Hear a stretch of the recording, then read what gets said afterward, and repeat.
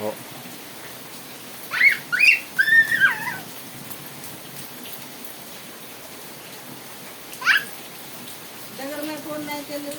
तिथली उडी उडने लगी मग तिथली उडी बारिश आहे.